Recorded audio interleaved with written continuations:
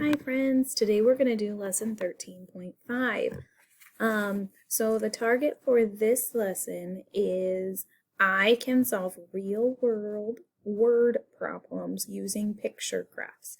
The whole point in a lot of these targets for second grade is that you can solve real world problems. It's a tongue twister today. So I'm going to talk to you about how we can solve problems using our picture graph. Okay, so we've been talking about picture graphs over the last couple of days, and we learned how to read them. We learned how to interpret them, which means understand and describe what's happening in them, analyze, and create picture graphs. We learned how to do all of those things. And so just a few things to remember. Picture graphs use pictures or symbols to show the data.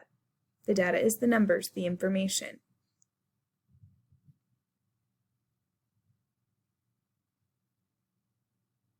Picture graphs can help us with things in our everyday life, and that's what we're going to talk about today. Sue has the most books. If you look at this picture graph, you can tell by looking at it. Sue has the most. Okay? If each smiley face stands for 5, look at your key. Each one stands for 5. We can look at Sue, and we know how many she has by counting by 5s. Each smiley face stands for 5 books, so we can figure out how many books Sue has by counting by 5. So 5, 10, 15, 20, 25. We know that Sue has 25 books by counting by 5s 5 times, because that's how many smiley faces there are. Amy has 3 books, so let's figure out how many books Amy has by counting by 5s. 5, 10, 15. We did it 3 times because there's 3 smiley faces. So we know that Amy has 15 books. Now things are going to get a little more tricky. I'm going to ask you a harder question. Out of those 15 books that Amy has, 10 of them are picture books.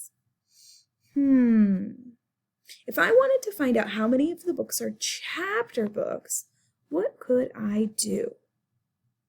Pause the video, come up with an idea of what I could do.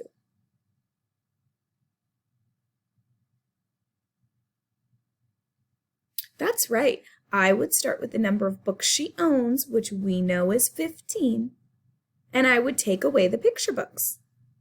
The amount of books left over would show how many chapter books she has. So 15 minus 10 equals 5. Okay, she has 5 chapter books. There's so many other questions that we could ask about graphs if we wanted to and find the answers by using our pictures. For example, how many books do the children have in all? I can look at the picture and I can count by 5s to find out how many books the kids have in all. Let's do that. Count with me.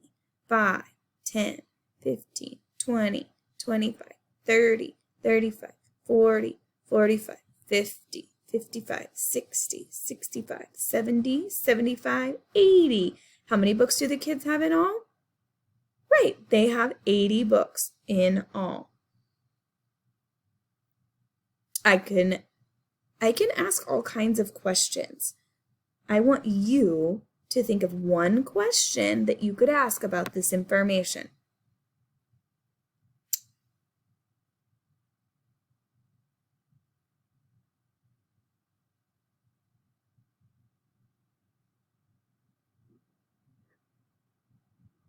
I want to know how many more books Amy has than Joe.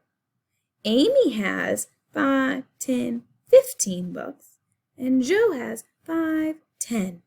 Amy has 15, and Joe has 10. How many more books does Amy have than Joe? Right, 5. We kind of did that problem just a little bit ago, didn't we? I want to know who has the most books. Well, that one's pretty easy, right? We don't even have to do any math. We just look at our picture graph and we see the one that goes over the furthest is Sue. I want to know who has the least amount of books. This kind of goes back to yesterday's lesson, and it's a little bit tricky.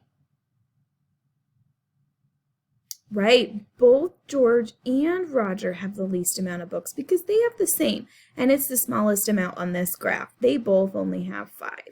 Good job. Okay, so on your worksheets, you're going to do 13.5. I will have a video of that worksheet for you so that you can listen to it if you need help with the words.